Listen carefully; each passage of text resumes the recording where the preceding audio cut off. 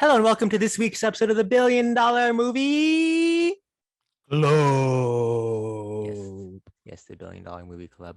This is a show where we look at movies that made a lot of money and we're like, hey, look, there's Asians in this one. But sadly, this isn't one of the ones that actually made a billion. No, this is a little bonus episode. As a reminder, every 10 weeks we go, hey, so many superheroes. Let's do a non-superhero movie. Let's do The Grinch Let's or do the Us superhero movie before they became really or big. Spider-Man 3. Or this week we're taking on a film. Pawan, what movie is this? So, Miss Simpson, I look at you. Yes. And I see, Uh-huh. huh, he's looking pretty Asian. And like, what do you look at when you see me in this case? Huh. You have glasses and you're Asian. Well, there you go. And you know what's the one thing that stopped us from being in this movie we're talking about? Uh a lot of things. We're There's a lot not of crazy rich. connections and oh Today sure. we're talking about crazy rich Asians. Oh wow. Wow. What a lead up to that. Released in the US on Wednesday, August 15th. Why the fuck was this released on a Wednesday?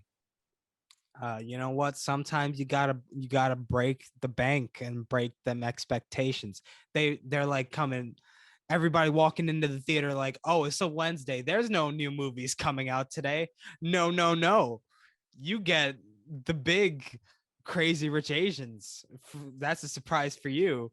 Do you think it was like cheaper to debut it on a Wednesday than a Friday, and that's why it came out on a Wednesday? Always gotta get them deals. Directed by Jon M with a budget of $30 million, the film would have an opening weekend of $26 million. It would be number one for 3 weekends until it was dethroned by.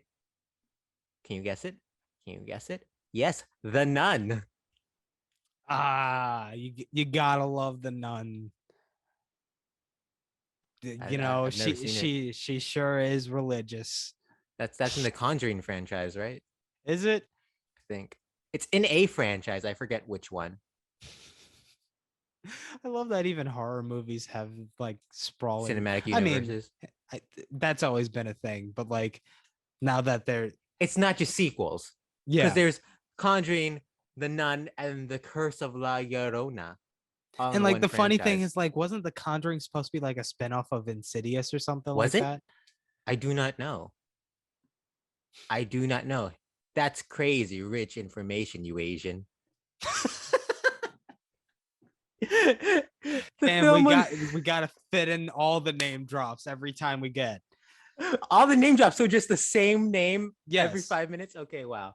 Well, this film would go on to gross 174 million domestically and Whoa, 238 million worldwide. that's some crazy rich money that you just said. Asian. The film would be the 17th highest grossing film at the domestic box office in 2018 in front of Hotel Transylvania 3 and behind Ralph Breaks the Internet. Them animated movies right between them. Paul, what happens in this movie? So we start in 1995 to be exact. We're in London. This family comes into this hotel. It's drenching outside. And then this hotel staff, the snooty men that they are, they see this family and go, tisk, tisk, they do not belong. You do not belong. And then they kick them out. But then the mother's like, I will call the people, have this straightened out. They come back into the building. They now own the hotel. Oh my God. Because we're not just talking about Asians. Whoa. We're talking about crazy rich Asians. Oh my God.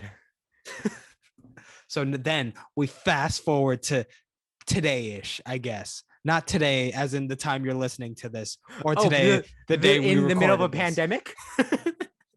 Where this takes place during the COVID pandemic. Well, who knows? Maybe this podcast, the listener, will be in a post-COVID world. Oh, maybe. If the world finds its way out of there. and then we get a close up on this table, and this woman's playing poker, and Oh. she totally bluffs this guy out of everything, and she wins. And then the lights come up, and it's actually a college lecture, and Mm. she is an econ professor Hmm. playing with them expectations, both Whoa. occasions. What And was then the expectation?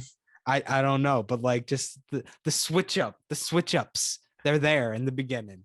Okay. They love a good switcheroo at the beginning Tho- of this motion picture. Those Asians had some crazy rich switch ups. And then she goes to a little diner place with her boy toy, and then she's like, and the he's like, yo, you should come to Singapore with me and my family so we could go to this wedding and they could meet you. And then there's these other women there who take a picture and send it all the way around the globe, and by the time that they leave the restaurant, the family already knows what's up, and then she doesn't know the huge malaise she's gonna get involved with. So she goes to the airport and she's like, we're economy people, and then they pick them up at from the cabs, like, no, no, no, you're getting first class, you're getting all expenses paid, you're gonna live in luxury, okay? And then she asks him, like, what's going on? And then he's like, you know what, we're wealthy, but we're wealthy, all right? And then she deals with it, and then they go to the place and they meet the family, and the family's like, we don't like you because you're American. Has nothing to do with money, though, don't worry about that. And then and then the husband to be is like, oh, you could tough it out, don't worry about them, I'll stay with you. And then she's like, no, I don't want you to. I'm going to be strong enough to stand up to your family and leave you if it comes to that. And then it comes to that, and then he comes chasing after her in a big romantic gesture, as all these romantic comedies do, in a mode of transportation, as it were. Mm. And they do end up together, and they end up, the final scene is on the roof of that building, or should I say three buildings in Singapore, Whoa. because there's the famous structure that's like three huge skyscrapers, and there's like one connective roof over them. That, yeah. Wow. I felt a lot. There was a little more enthusiasm than some of your other recaps at the end of there. That's interesting. I have two questions for you, Pawan. Mhm. Number one, I have you for the podcast sake. You mentioned there was a romantic gesture on a mode of transportation. Yes. Can you clarify? Because everyone's been wondering. Since you said everyone's been wondering, the important question: was it a boat? You know what? It was a skyboat. Ooh, we love skyboats. Number two, did you watch this when it came out? Yes, I saw this one in the theater. In a theater. Oh, interesting. I How did about as you? well. How about you? I did. I remember it. It became a family thing. I don't remember how. I thought it was just. I vaguely remember it only being like a couple of us initially, but then the whole household went, and it was a really fun experience. Yeah, I think I went like the second or third weekend after it became this huge thing. Yeah, I'm a huge fan of this Yeah, movie. it As, it as was it was fun. yeah, I. It's really weird. Both times I've watched this, Mhm. I come out of it going, "Huh." I don't know if it's a rom com. There's a romance at the center of it, but I don't know if it's There's a rom there's not com. enough jokes. I yeah. Did you find it not too hysterical? I mean, the biggest thing for me was Jimmy O Yang, because he's always amazing. He's great. Did you ever watch Patriots Day? No, I feel like in retrospect, that's the he's Mark probably Wahlberg movie, yeah, isn't it? very problematic. But Jimmy O Yang has a dramatic role in it. He's terrific, but he's hysterical in this, hysterical in Silicon Valley. And he's really fun in this one. I really enjoyed the gag where they were on the the there was a boat. There was a boat. There Yeah. was a big freight boat. And then he just blows up the bazooka, Then and the woman just the flies one off. behind him. I forgot about that. I'm watching it this time. Like, That's very broad. Very funny. I was not expecting that. The woman just flew by. But yeah, although I don't think of this as like a laugh out loud rom-com, um, this is the first piece of art I remember consuming, and maybe it's because it's the first film in 25 years led by an Asian American cast in Hollywood. This is the first time I remember a movie reckoning with the difference between Asian and Asian American, and I found that be so resonant, and that is what speaks to me in this movie more so than the romance, which I don't find a lot of drama in the romance in this movie. It feels like it just hits the beats. Yeah. Well, because like there's no real tension. No. At least it doesn't feel like there is, and them being like, will they or won't they at any moment. Yeah, a typical rom-com is them falling in love, right? And they start out in love, and there's never a moment where they're like, I don't love you. Like it's just whether or not the mom's gonna accept it, right? Right. And so with that lack of tension, it doesn't fill my rom-com needs as a fan of the genre. I do love the airplane proposal. I think that's a cute thing, but once again, I think this movie's the biggest thing I take away is the back and forth between Asian and Asian American. The thing I feel like is even in that airport moment, there was no tension on whether or not she would say yes. Sure. Like I feel like there usually is that in the rom-coms where it's like he messed up or like someone messed up somewhere and they're really pleading to be with the other person. Sure. Whereas this feels like him already being there. That was what was needed and it was already done. Yeah. I think the reveal is not whether or not they would get together. It's the ring. Because I forgot he gets his mom's ring in it. Oh. So I didn't even notice that. Yeah. So for a second, I'm like, oh, so he's just gonna leave his family for her, but no, it's that they're accepting her, and that's very nice. But yeah, I'm a big fan of this movie. It's I don't know. It's very nice, very nice.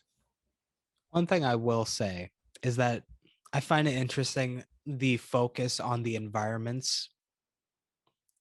Go on. More so, like you're dealing with this rich family, so you want to show the extravagance. So you're only focusing on like the spectacle of the space itself. Sure. And like, yes, there are like maids and stuff like that, but it really feels like they're pushed off screen for a good amount of the time. Oh, very much so. Because it's like they don't really want you to think of that like this is just what's the word I'm looking for? Go ahead. Well, this film does along with the difference between Asian American, it tackles social class and you know the fact that they are dismissing Constance Wu's character because she's not from this wealthy family, and they're outwardly saying that they don't care, but you know deep down they do care. Right. Yeah, but there's also that element of she is a self-made person in that sense as well. Like she's an NYU professor. Oh yeah. So like she's got something. But they don't see that. They see where she comes from. Sure. But I'm just saying from the point of view where it's like you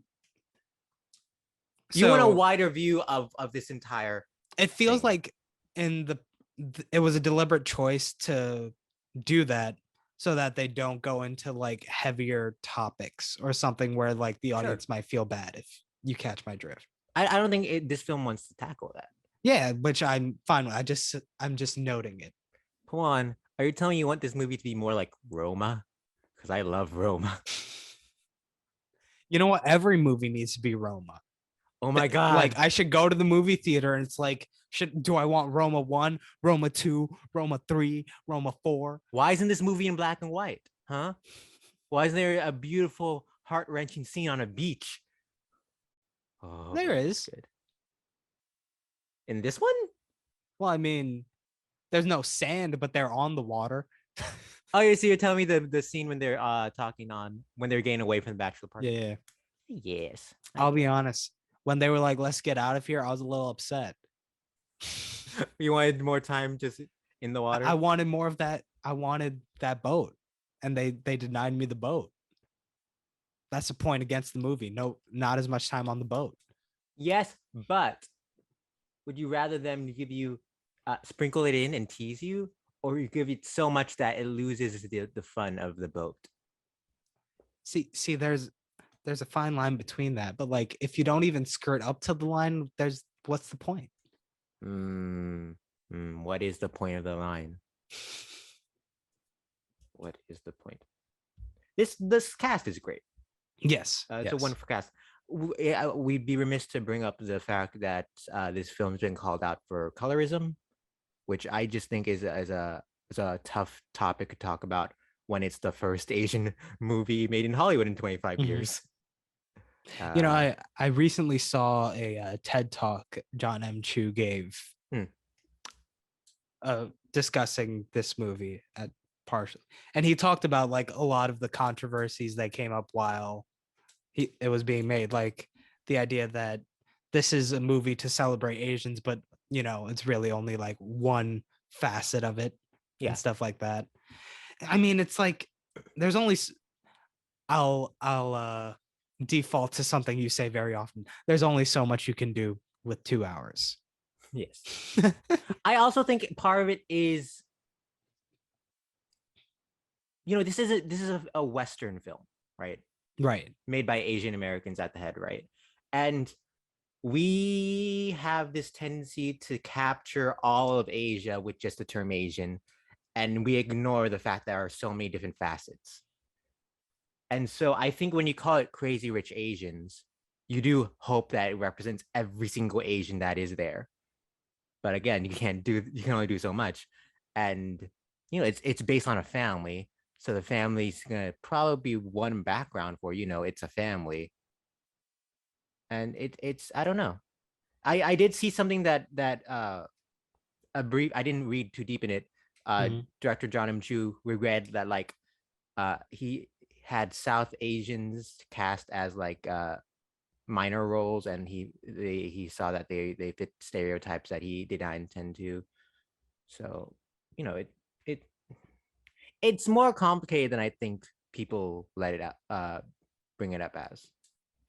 And like the other thing I might have a bit of an issue with is that, I mean, it didn't feel like there were like actual stakes in this movie as much. It felt like a cozy movie.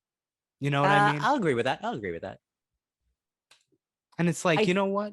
I get it. We want to have a celebration, but I'm at that point where it's like, yo, let's get into it. Let's get into it. Here's the thing I noticed with this movie, right? And I think I wrote down something. Yeah, I found, because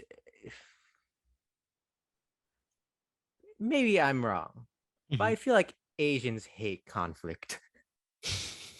And so they want to make it always appear nice, right? It's all about appearances. And I think in this movie you see, oh, I froze. No, you didn't. I didn't freeze. My screen froze. Wow. That'd be a fun moment in the podcast.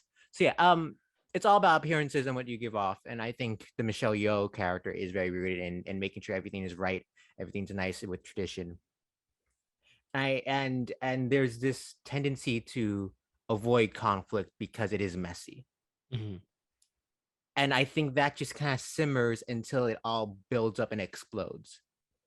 And a lot of this movie, they're passive aggressively saying stuff, but they're not actually reckoning with any of the conflicts up until the end when everything explodes. So I think that might be part of it. Fair what enough. Do you think? Fair maybe enough. Maybe I'm putting my own personal family shit into this movie. One thing I will say is I thought for the longest time that something that would make a really interesting like rom-com movie is so you know how Indian weddings last like a whole week. Okay. I thought what would be funny is if you said it set a movie during that period of time with like the couple who's getting married, and over the course of that week they start hating each other. That feels like a limited series Netflix show right there. Come on, call Ted Sarandos, whatever his name is, and pitch him the show.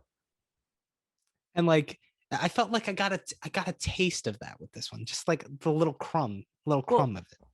Well, with the whole idea of it's it the being build set up to it, right? around a wedding and Sure. stuff like that, and you get the extravagance of that and the Yes. fun of that.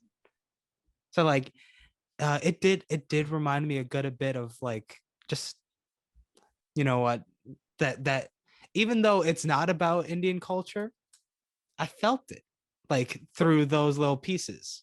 But Yeah. I think that's what makes this movie work. I want to say it was Lulu Wang, director of The Farewell, who said this. Because maybe I'm misconstruing, but I know with The Farewell, there was a lot of issues first pitching it where production companies would like, hey, we'll make this movie if there's a white person in the lead. And if you don't know, Farewell is about, They wanted a Tokyo Drift, The Farewell. yes, Farewell is about Aquafina as this girl who goes back to China because her grandmother's dying but doesn't know it yet, and they're all lying to her, etc., etc. And I want to say I feel bad if it's not, and I'm creating this the wrong person, but whoever it is points out like the specificities in the script about culture bring it to life. Mm-hmm. And through those specificities, the audience through those crazy rich Asians, through the specificities in culture and life, the audience is able to grab onto it and relate it to what they have. Mm-hmm. So as a Filipino, as an Indian, we are able to connect with this movie, even though it's not directly about our Asians. It's not about your Asians? No, it's not. The Henry Golding and Kondatsu right here. I don't know. They're not my age. They're not my Asians. Hashtag not my.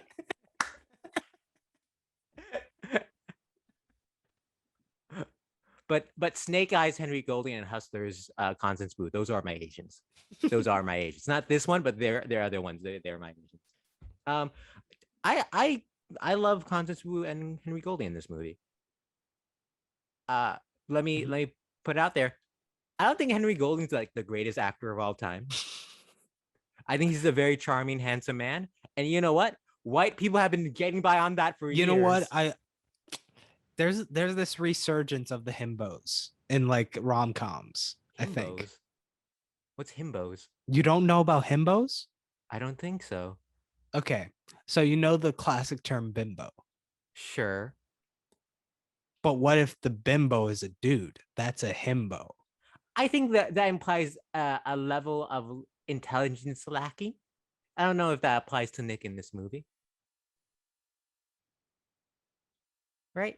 Yeah, maybe. I don't know. I get that like suavishness that's like he doesn't really need to worry about stuff like that. Like she's the brains of the relationship. You know what I mean? Because like he doesn't think to actually like, you know, warn her or like let her know about anything. That's fair. He's just Hold like, on. You know what? It's fine.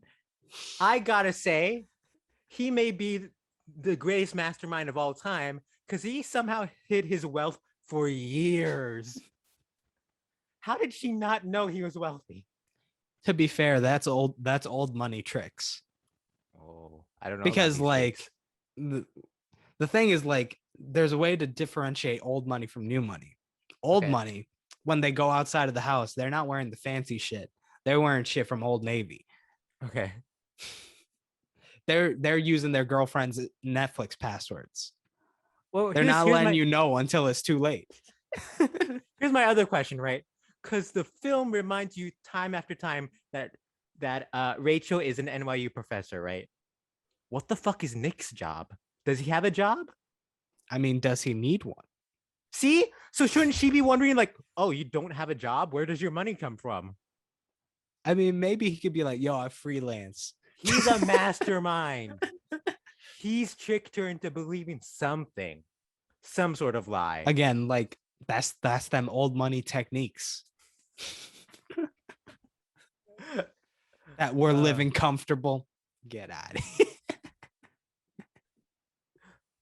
Yeah, I find him charming, and I enjoy him in this, and I like that he's in Simple Favor. He has Snake Eyes out in theaters now.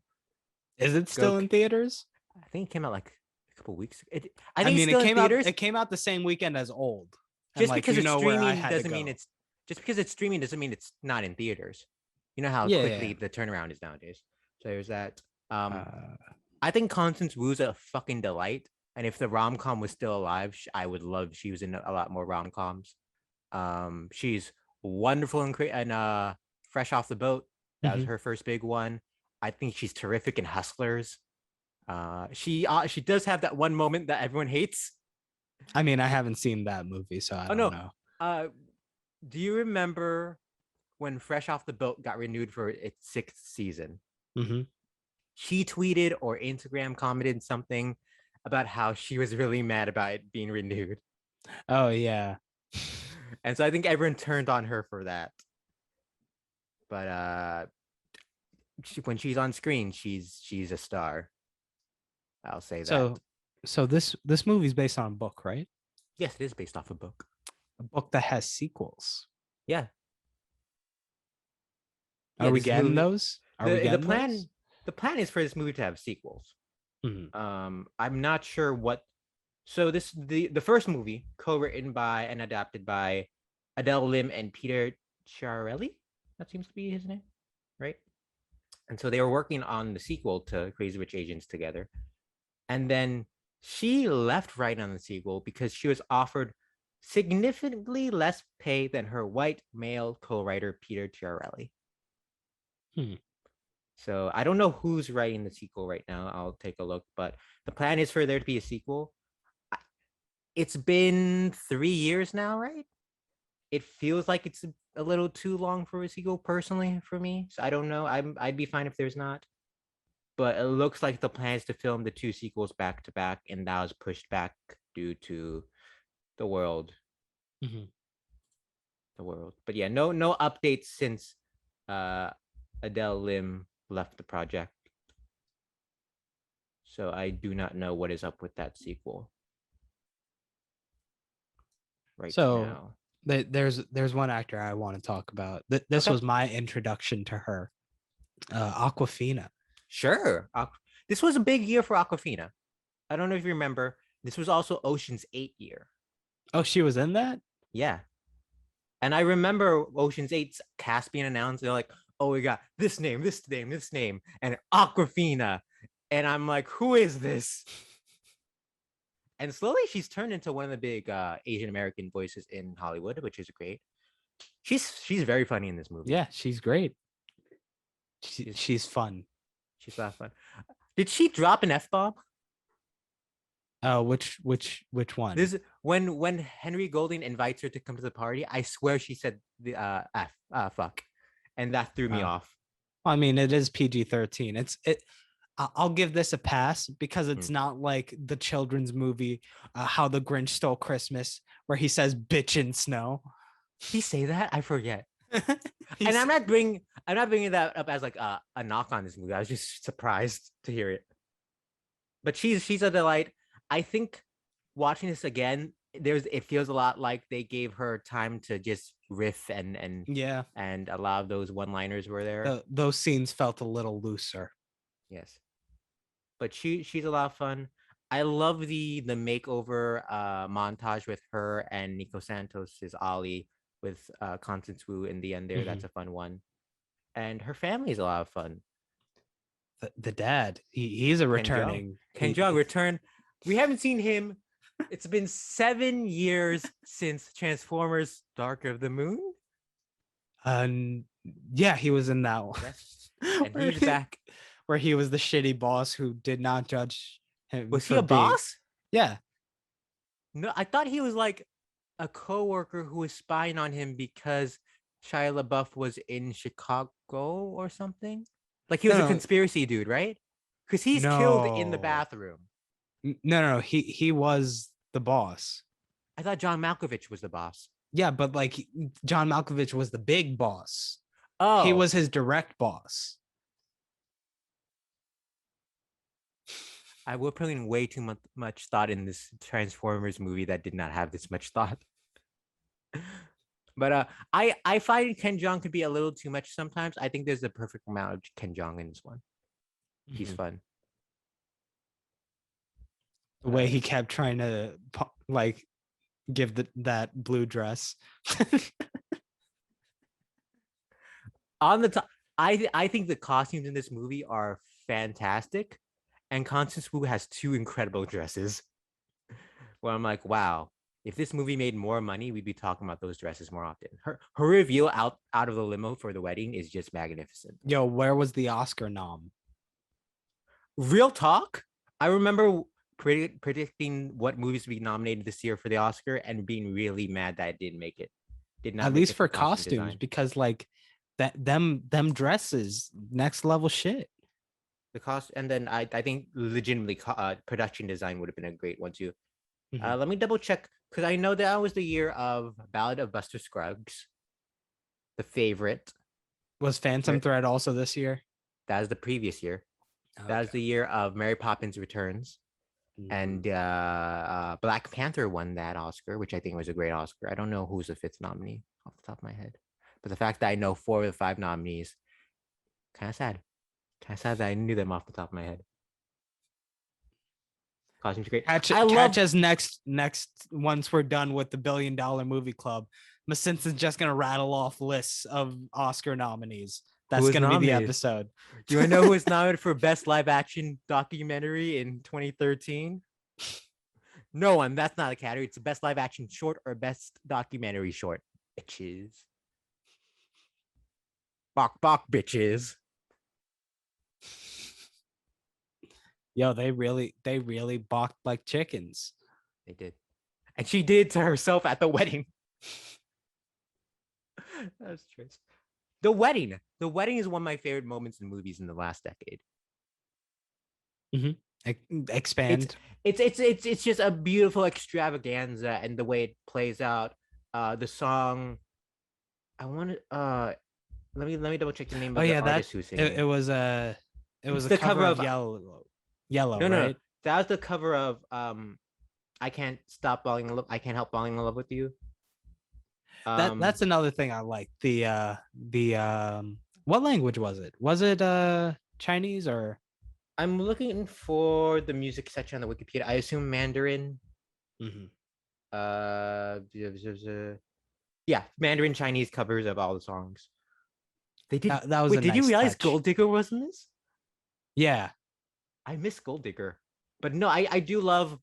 I think there's a tendency in movies, at least Hollywood movies, that is if someone of Asian descent is singing, you're gonna hear like a gong or something like traditional old timey Asian music, and so I like the fusion of the language with popular pop music, and I think it's very effective Yeah, in they this. reserved the gong to introduce new segments of the party. That's a very fun moment when like who's gonna need a gong and just boom. So yeah, can't I help mean, falling in why love else with. would you use a gong, honestly, other than to just get everyone's attention immediately and be like, proceed to this? It really is the only reason. So back to the wedding. Can't help falling in love, sung by Kina Grannis. I remember watching this in the theater, and my cousin's a fan of Kina Grannis, and she freaks out when she starts singing. It's a beautiful cover, and I just love the way the bride comes walking down and she steps in the water and the lighting of that scene. It's just that's one of my I'll be favorite honest, weddings in a that movie. got me anxious. That got me anxious. The water, Like she was wearing a low flowing dress, she was. and like like the feet were submerged in the water. She So was. like, what's going on? What's going They're on with the clothes? they're rich. They throw out the one dress and get a new one. That's what crazy rich Asians do. And weird shout out in the wedding. You know that little that the fancy person in the front that Constance Wu sits next to? Yeah. She's played by Chris Aquino, who, according to Wikipedia page, dubbed as Philippines' Queen of All Media. I grew up watching Chris Aquino as the host of Filipina Game Ka Na Ba, Game Na. A Filipino game show I used to watch all the time as a kid. Okay. What happened in this game show? So it's a trivia show, right? But I Mhm. remember there being two iterations. One in which there's like this pyramid that the four players have to, they get to move across the pyramid if they answer correctly.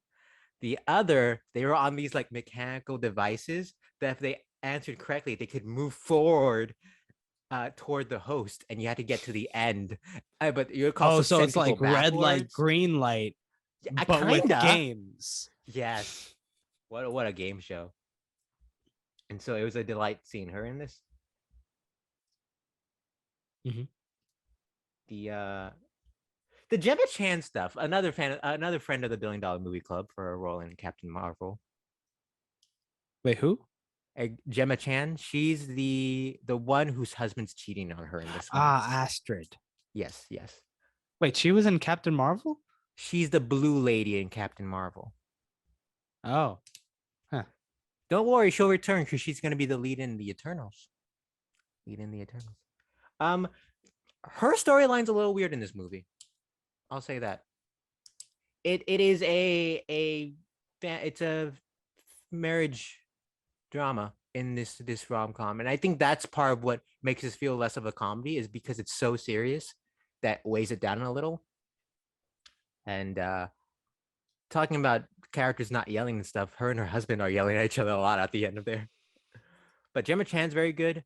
I love, Mhm. in a dumb way, I think he's like the fifth build person in this movie, but Harry Shum Jr. of Glee fame pops up in the post-credit scene and nowhere else. Wait, post credits? There's a post-credit scene. Are you unaware of this? I don't remember that. So there's a What was post-credit it? scene. It's Gemma Chan. She's just standing there. She looks Mhm. over, and there's a handsome dude played by Harry Shum Jr. And they have a little glances at each other, little flirty glances, and that's it. And he got fifth build or something in this movie. As it turns out, that's a character in the books that will play a larger In the role in later iterations. sequel. And I think even in the first book, he has a larger role that was smaller in this one. But I think hysterical, he had no lines. And he's like Yeah, I higher think the built than dead Ken fish Jeong. might have had more of a presence then. It did. It did. Oh, is that when they played the song Gold Digger? Maybe. I don't remember them playing the song Gold Digger. I remember there was some point because I watch all these with the subtitles where it did say gold digger on the thing. I remember that happening. I don't remember Maybe when was it that. was though. Maybe it was that. Shout outs to, I don't know how to say her name. It's Sonoya Mizuno.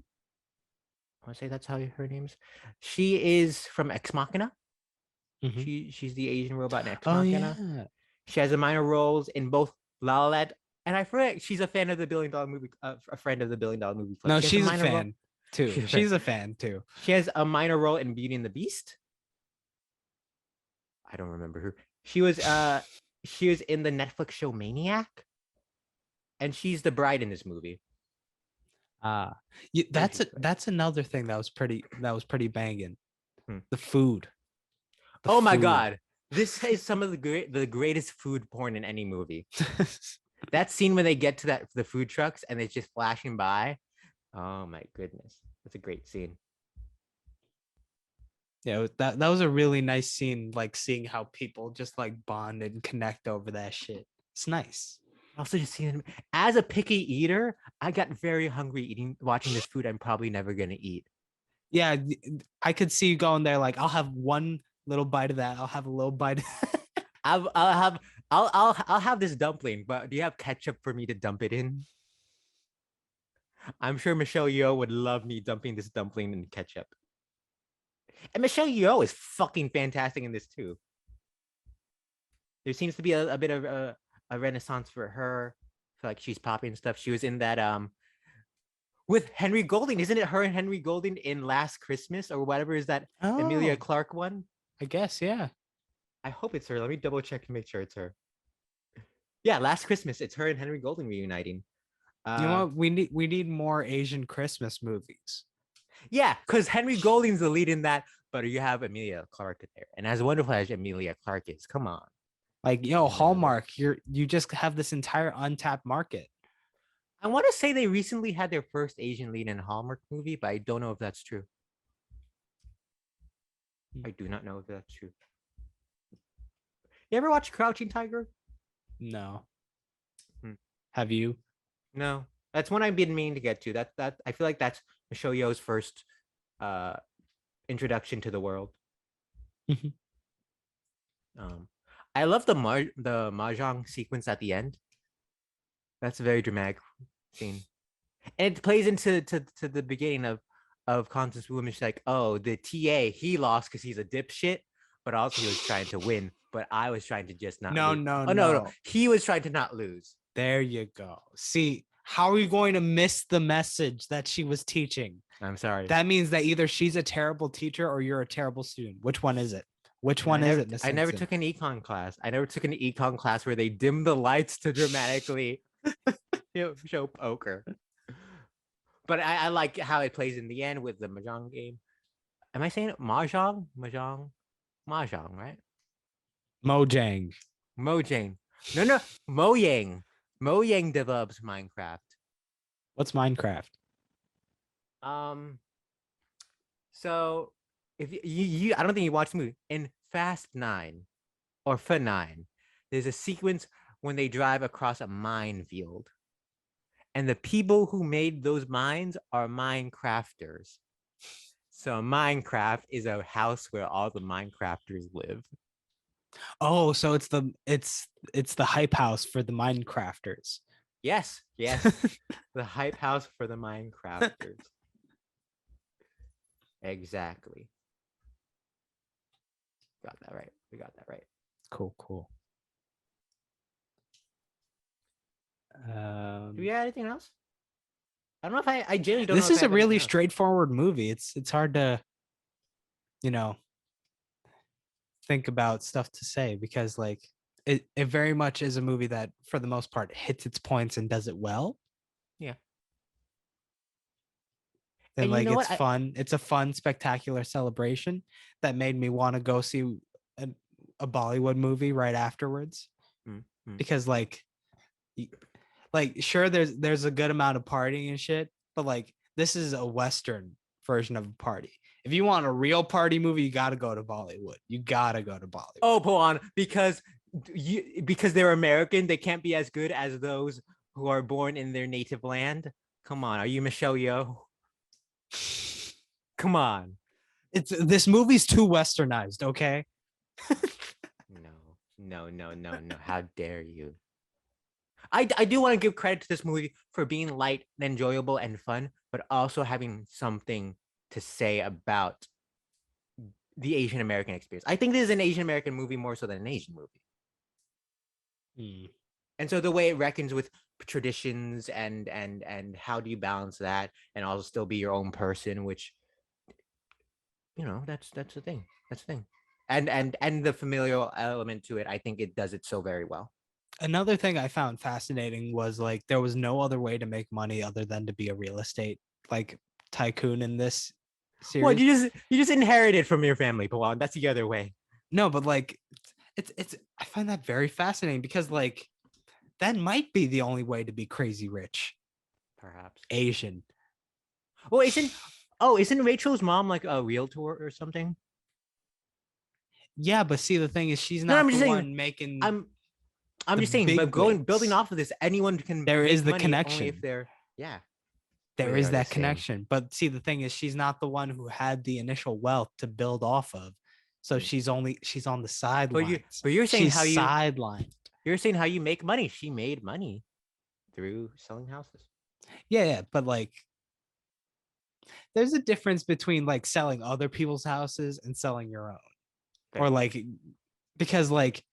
She's not accruing that wealth off of just holding on to that property. She can't because she's just selling it to other people. She only makes money off those transactions. Is this when we learn about selling houses with a plot? Home economics 101. All right, so we're gonna need a room where you can dim the lights, and there's a table in the center and a shithead TA. And then you got to have it like an amphitheater, but like arena amphitheater. Mhm. There's got to be Which, one of those in which, every house. as someone who went to NYU, I don't think I was ever in a classroom like that. Well, you know what? Because you didn't have to take the classes where the professor was schooling the TA in poker. You're right. Did that happen in any of your classes? I did not take game theory. Well, there you go. Instead, I was in intro to psych, where one day, for some reason, at like 8:30 in the morning, the professor starts singing and dancing Wizard of Oz. If I only had a brain, and I know he has some sort of buildup, but it was 8:30 a.m. and we were all asleep, so who knows what it was. One thing I'd like to bring up. It's early in the movie, when Nick's first asking Rachel to come to China to the wedding with him, and then the two ladies spy on him and they start texting everyone, and the information is just kind of rolling along really quickly. I find that movies nowadays are having trouble incorporating texting and social media and all that stuff in a way that feels natural to the movie, You know, and I that was love also the a fun pacing of this. montage. That was Yeah, a the fun montage. montage. And that's another thing that made me like, damn, I want to go see a Bollywood movie. Are there a lot of montages involving texting? Not necessarily texting, but like, yes, there's a lot of fun montages in Hmm. Bollywood movies. Yeah, I like I like a lot of the animation stuff with the arrows. I think he brings back later on when he does In the Heights. You can feel a lot of that energy in there too. Yeah. You know what? You know what this one reminded me of with like the way it was hopping around the globe? Hmm. The Muppets when they traveled by map. Yes, the only way to travel, really. Classic. So you're telling me the only way to make this movie better would be if it was all just Muppets? Are there Well, I feel Asian like Muppets? that's every movie, isn't it? That's true, but are there Asian Muppets? We can't have Kermit the Frog playing Nick. Well, and that so then that the question of are there Asian Muppets implies that there's the Muppets are tied to race. Like Sure. is Kermit white? Is Kermit That's a white? great. Well, Beaker is orange. Orange is like yellow and green make orange, right? Whoa, is Beaker's Kermit's son with an Asian baby mama? Sure. You know which one's Beaker, right? Yeah. Yeah. He's orange. So what birthed Animal? Animal, Animal's like the universe. At one point there was nothing, and all of a sudden there was something. And then he just started banging the drums and everything sparked to life. That's why it's called the Big Bang Theory, because he's always banging on that drum. Yo, so that entire like 12 season show is also based on Animal from the Muppets. Crazy. You know how I said at once there was nothing, there was Crazy everything? rich Asians.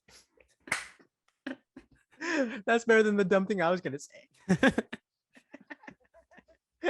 Oh, that's funny. That's very funny. I'd be happy to watch the sequel if it comes. I don't know if this movie needs a sequel. I think it ends pretty clean where it is, but yeah, let's have pretty Asian people do shit. That's always fun. Question. Did they so they're on the plane, right? Okay. It's night and they're talking and then they start making out. Do they fuck on the plane? I feel like there's a lot of fucking early on. Answer. Probably. Because there's also that scene where they wake up in bed and then she's like, oh, I'm putting on my glasses. And then she does a fun, cute little thing with her glasses. And then he just hops. Yeah. Did they fuck there? There's a lot of fucking in this movie. I don't remember that. Oh, the thing that really bothered me, right? Aquafina has that brother, and Ken Jeong's trying to be like hook him up with Constance Wu, right? Which I don't know, that feels normal. It's funny, etc. Start taking pictures of her when he realizes that she's like royalty adjacent, right? Okay, that's okay, but I understand. And then the scene with Rachel and her mom is very dramatic and very nice. And then he's on the side taking pictures. and they just laugh off his creepiness. Yeah, that was weird. They didn't like throw a pillow at him to get him to get out. Because like this movie's so light that they can't even do that. That was the one thing where like you could have said something.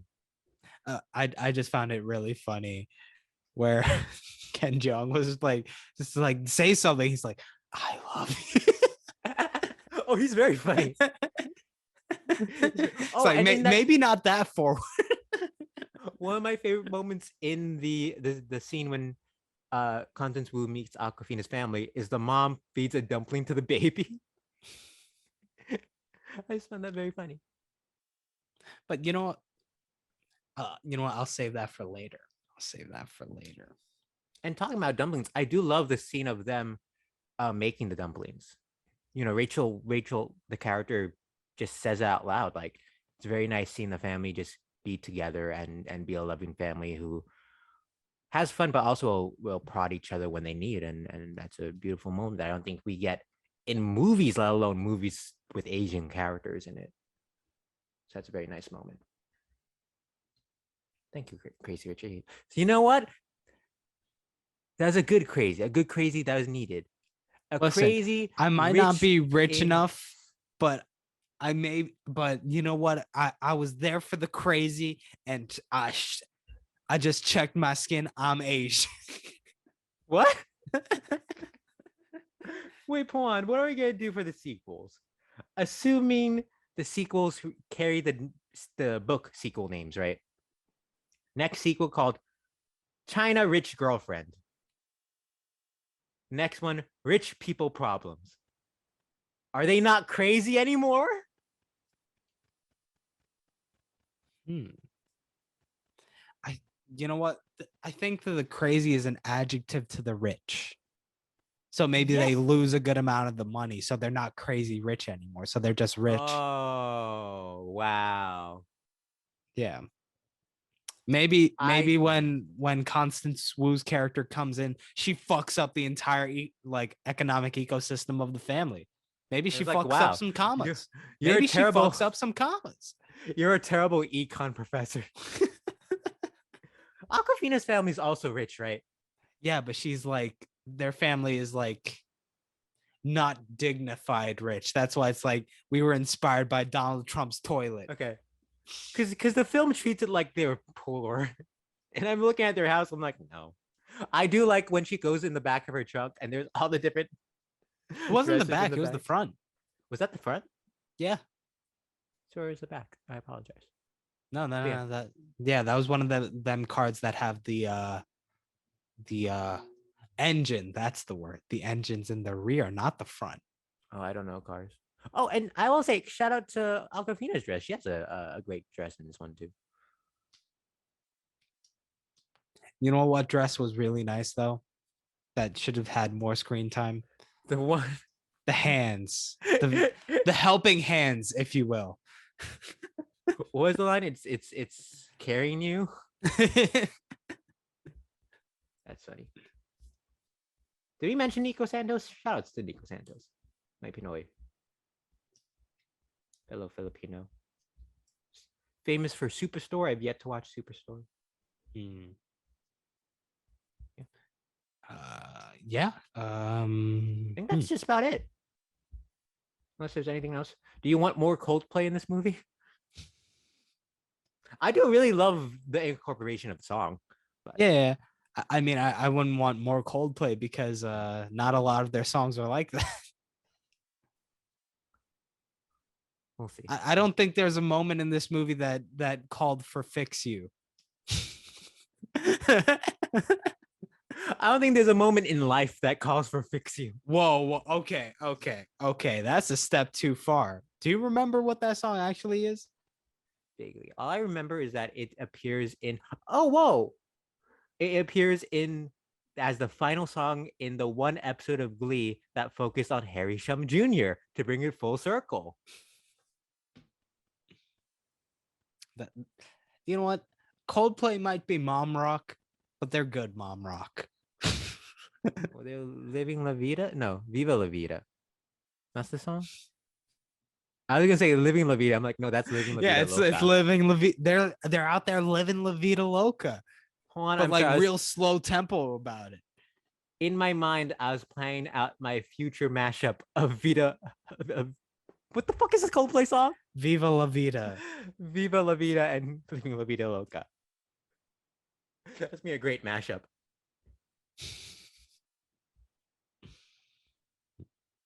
Yeah, delightful film, and I think a film everyone should watch. Hopefully, it's not another 25 years till we get another Asian. Just watch it 25 years till the sequel of Crazy Rich Asians, and there's no Asian led movie No. in between. They're gonna make it like the Before series. Oh my god! Don't tease me. Do not tease me. That'd be incredible. Even though even though the books might take place like right after another one, they keep the same actors and they're like aged. And they don't acknowledge it. No. It's more experimental to see what the audience feels. And it's a metaphor for how young they feel on the inside, even though that they're 93. So that was our conversation on Crazy Rich Asians, 2018 delightful film by Jon M. Chu. You know what? Actually, before you know what? You closed the door too quickly. I'm gonna open the door back up. Oh, you yanked it open. The door's open. It was interesting watching Jon M. Chu not make a dance movie. Is this his first? He did Gem in the Holograms, right? Is that's not a dance movie? Yeah, but that's still one that's like based around music. Yeah. Let's look at his filmography because I'm not too familiar with his Step Up 2, The Step Streets. Up 3D. Yeah, Step 2. You got to say the full name. I apologize. Because Step if Up it's 3D. just Step Up, listen, if it was just Step Up 2, the series would have ended right there. You're right. If it's a dance movie and you have a sequel, you gotta have a fun subtitle for it. Like, like Breakin'. They couldn't just call it Breakin' 2. You know what they called it? Share it. Breakin' 2 Electric Boogaloo, which gave us the classic joke with that. So, Pawan, is this explain why there's no Step Up 4? Because the next movie, Step Up 3D, no subtitle. There was a Step Up 4. It might have been a straight to, there was a couple more Step Up moves. I don't think he was associated with those though. Like he might have produced instead of directed. I mean, let me see. There was at least a 4 released in theaters. There are 2 more, Revolution and All In. Wow. But yeah, he didn't direct either of those. He does the 2 Step Up movies, and then he does Justin Bieber Never Say Never, documentary film. Oh yeah, he did 2 Justin Bieber documentaries. And Believe, yeah, you're right. And Justin Bieber Believe. Does G.I. Joe Retaliation. Oh, he directed that? Yeah, it seems. Gem in the Holograms. Oh, you know what? I didn't mind this movie. Now You See Me Too. I never saw the first Now You See Me, but I don't mind the second Now You See Me. I feel like that's the most charitable reaction to that movie. Or that duology that exists. Now You See Me Too isn't like great cinema, but there's some very fun moments in it.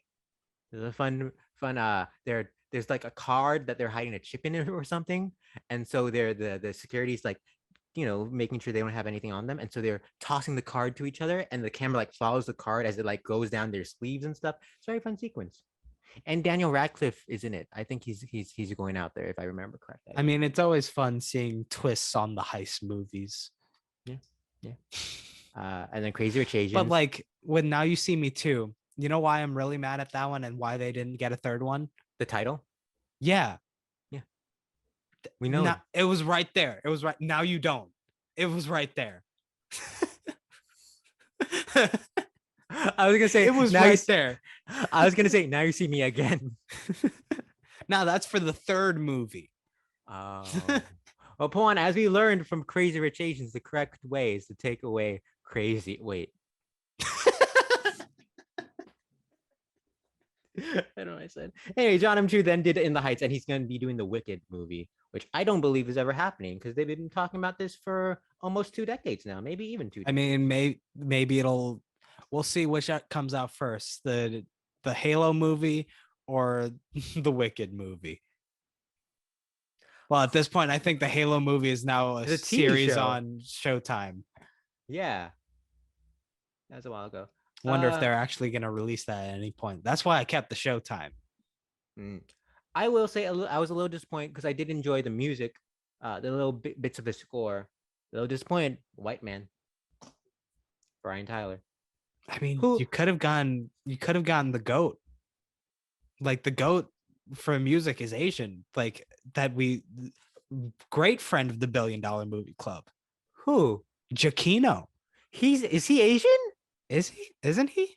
I'm 99% sure he's white, and the only reason I'm not 100% is because you said this right now.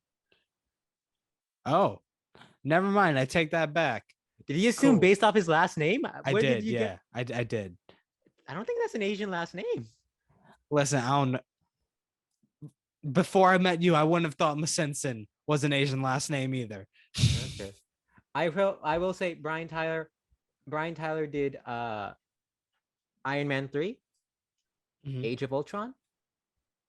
So he is a friend of the $1 Billion Movie Club. There's that. You know, the editor does not have a Wikipedia page, so shout outs to Myron Kirstein. I don't know if you're Asian with the name Kirstein. No, Google it doesn't. Yes, look right here we're doling out Asian points. It does a very good job with this movie. These movies are very well edited. Yeah, but they don't get the Asian points. I'm clicking on the producers too. The producers aren't Asian either. You know, that's another thing. That's another thing you got to take into account. It's like, yeah, it's nice seeing them in front of the screen, but like, let's get more diverse people behind the screen. You know what I'm saying? Yeah. No, I agree. Nah, I mean, not saying. I want to just double check because I was looking at the credits when it was happening. The casting director did not have an Asian name. That's actually really So yeah, there's a white woman. That bugs me a little that there's so few Asians in these places of power producing. Half the writers were white,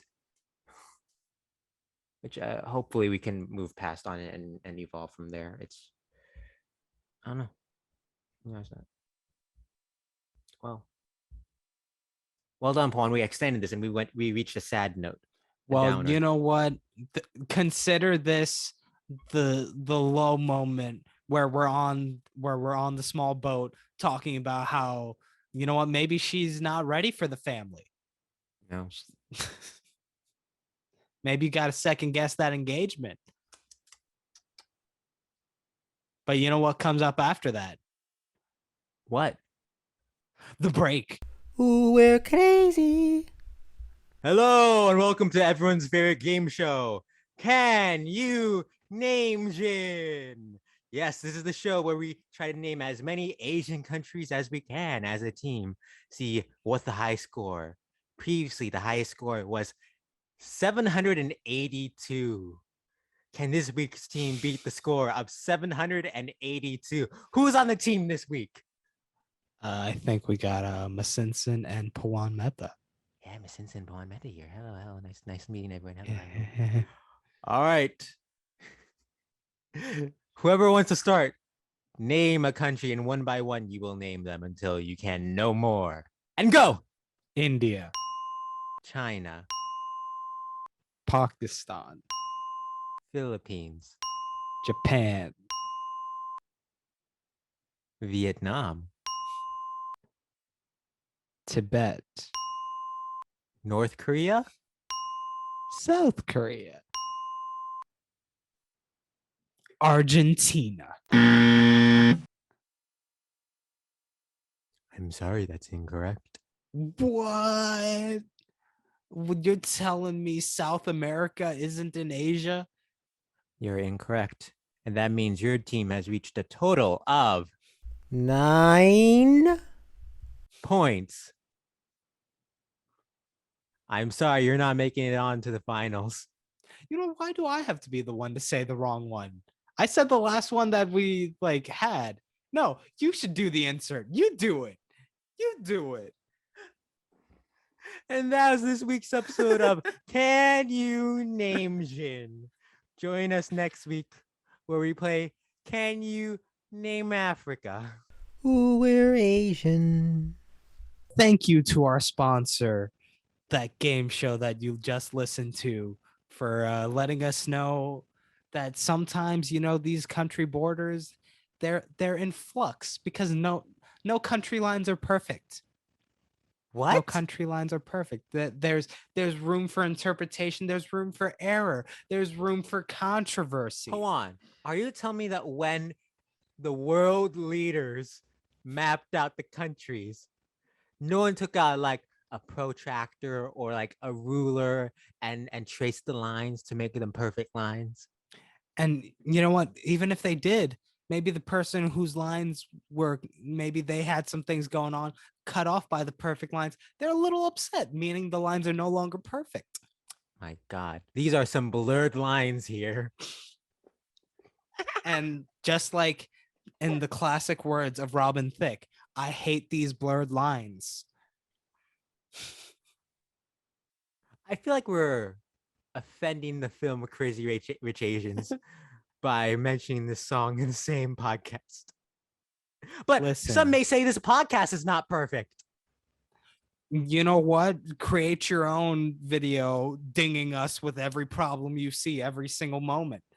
Pause every 5 seconds and have like a 5-minute screed about whatever you want that I say in like one sentence. Have fun. Turns out, movies aren't perfect. Let's fix this movie. You know what, Miss Simpson? How will you fix the Crazy Rich Asians? All right. So this movie is a wonderful moment and event in Hollywood cinema because it allows Asians to take the lead and be leading men and women and be these romantic leads, right? And so I want them to be everything that Hollywood's denied them. All right. Do you hear this plane flying by? No. Oh, I was worried about it. Now I had this little tangent and it messed with the flow of this movie, with this podcast. I apologize. Flow and the blow and the co.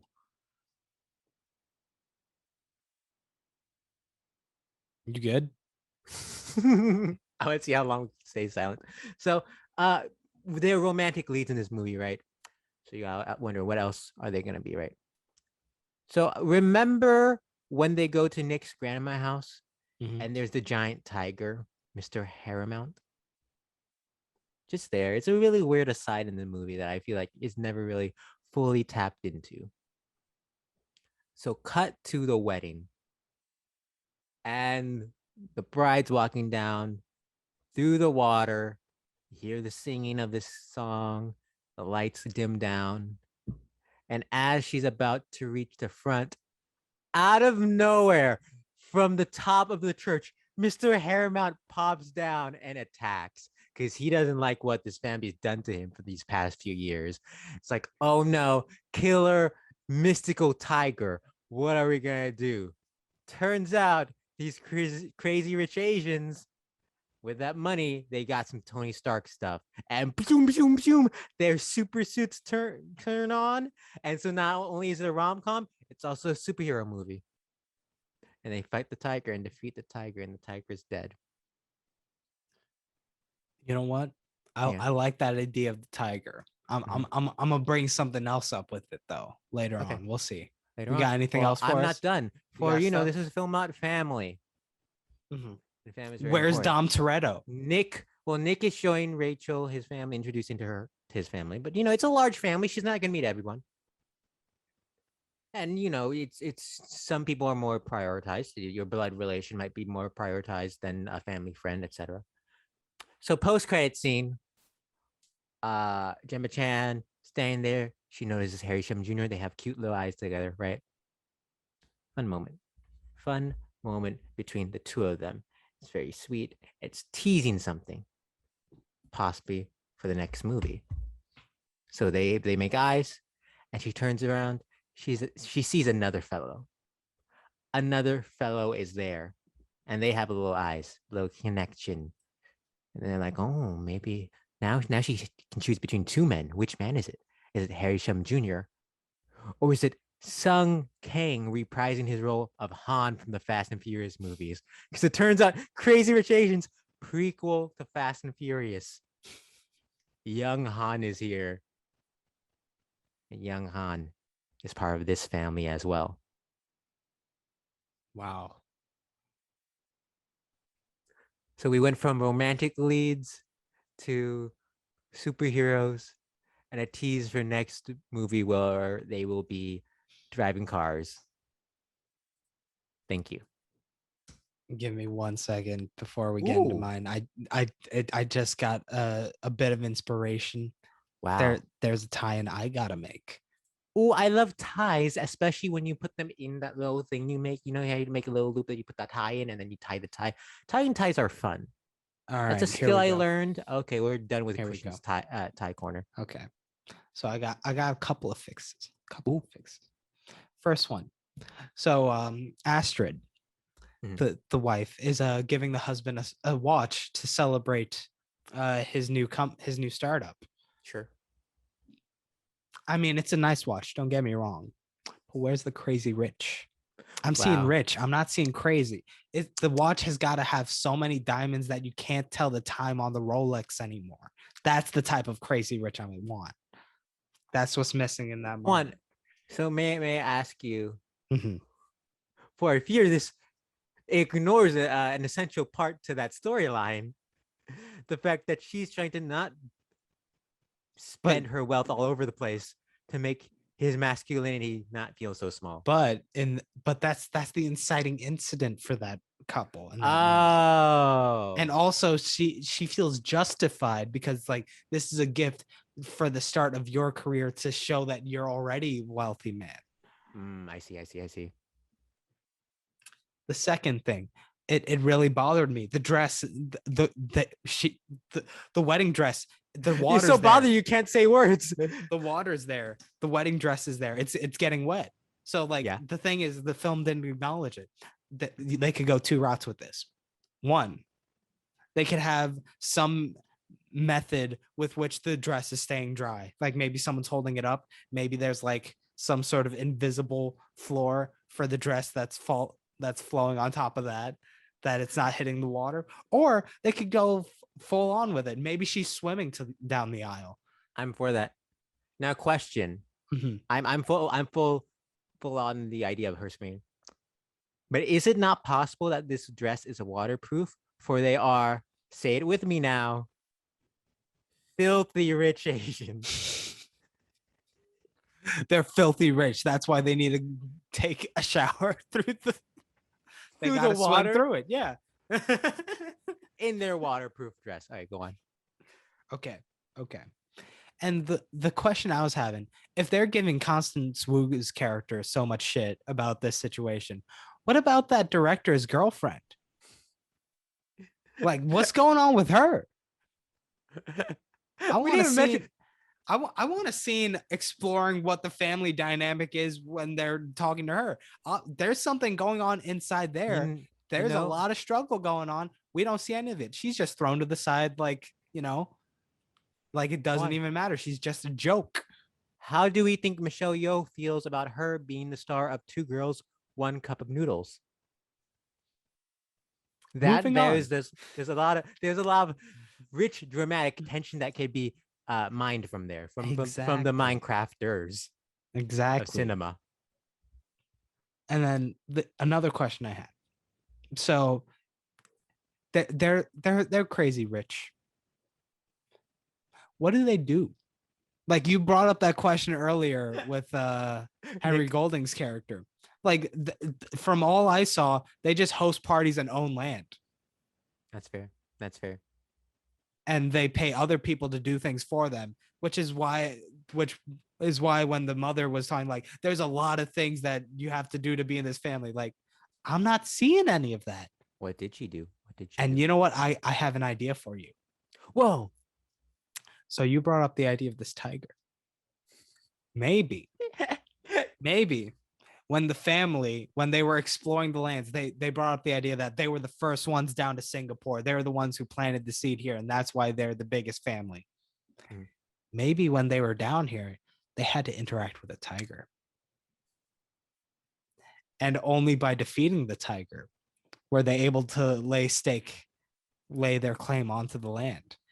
And now that tiger is there because every once in a while it comes back to life and they must defeat it again to reclaim their space. And in this situation, yeah, it does take a lot of work to maintain that lifestyle because you don't know how powerful that tiger is. Each time it comes back more powerful. I love this idea. Is this a reference from something? No, not that I can think. Then good job on you. Good fucking job. And you know what? Maybe the lion attacks during the wedding and like he's the one flooding out the wedding. That's why the water comes in.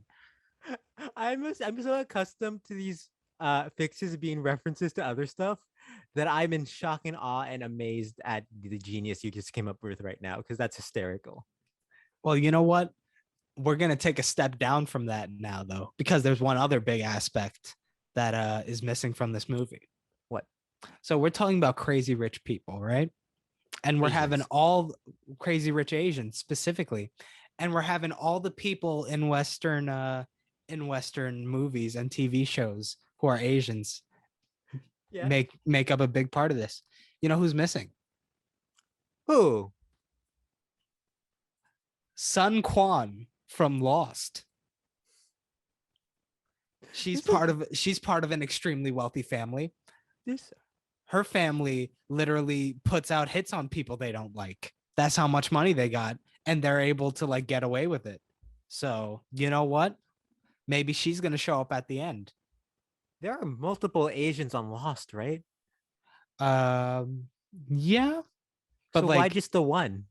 well, her and her husband Jin specifically because they're the ones who most fit in with the crazy rich Asians I see. that are there. Is that Daniel Day Kim? Is that Yes. dude? Who's the woman? I don't know off the top of my head. Her name is Yoonjin Kim. Okay.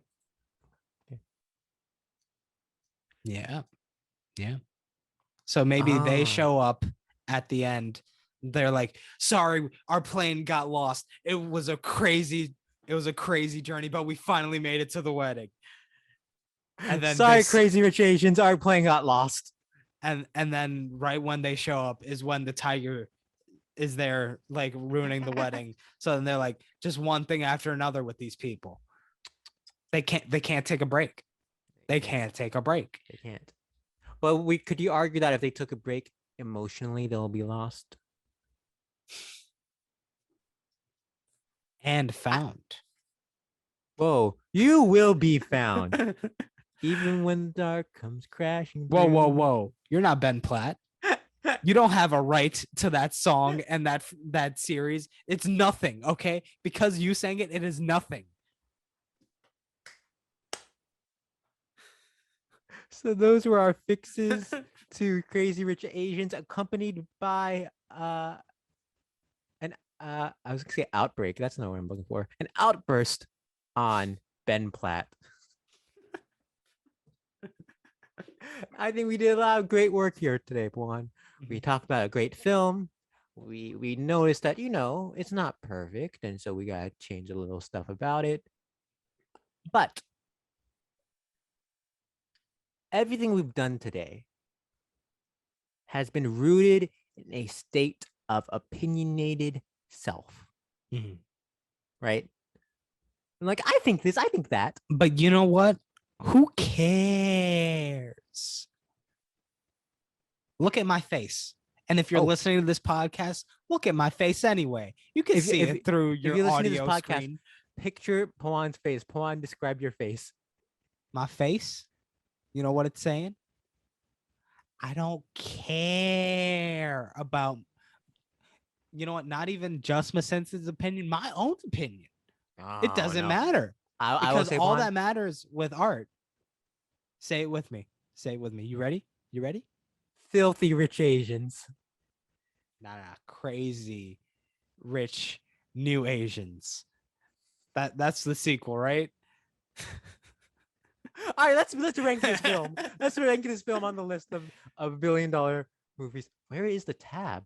Do I not have the tab open? Whoa. We're what did so you do? crazy we lose tabs. That's not what I want. Pawn Yo, vamp. You're so crazy rich with those tabs that you lost it in the sea of tabs. It's gone. You can't find it. Right here. Why can't I share it? Oh, here it is. Well, you could select multiple windows. You can share multiple windows at once. That's magical. All right, Pawn. It's time to rank this film on the list of $1 billion movie club movies as an honorary member. We'll see where it lands. All right. As always, we flip a coin. I'm gonna go tails. 40 weeks and then it's heads. It's heads. Like start with last week's movie. Last week's movie. I just remembered where we placed it. Last week's movie was Spider-Man 3. 3. What? Yeah. Spider-Man 3. Far From Home is the second Spider-Man of the third. Okay, sure, fine. We'll do it that way. Is this better or worse than Spider-Man Far From Home? I'm gonna say better. All right. Is this movie better or worse than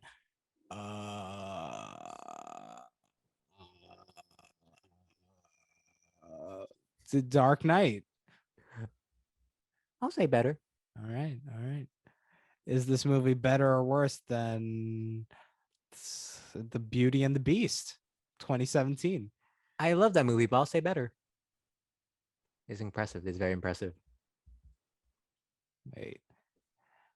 Is this better or worse than 8? I'll say better. My God, it's better. Wow. Who knows what's gonna happen? Okay. I guess. Whoa, we'll see wait. what's gonna happen. Wait. Is this movie better than Skyfall? I'll say no. Okay. It hurts. It pains me, but I'll say no. But now we got to move on to the second category. Second category. Is this better or worse than Us? Whoa. This is a new dimension of this list I was not ready for. Oh, fuck no. I genuinely. I will say it pains me. I'll say worse. Okay. I guess we got to put in the number ton generator on. All right.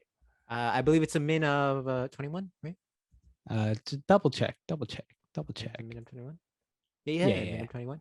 And a max of I think it's 21. 21? Yeah, I believe it's 21 as well. So we can put it in the Numbertron 3000. Let's see what we get. And we'll see what number we get. All right. If there's a min of 21 and a max of what was the max again? 2-1. Oh yeah, it's 2-1. Right. And we'll see what number it gives us. It gives us holy fuck, it gives 21. Whoa. Wow.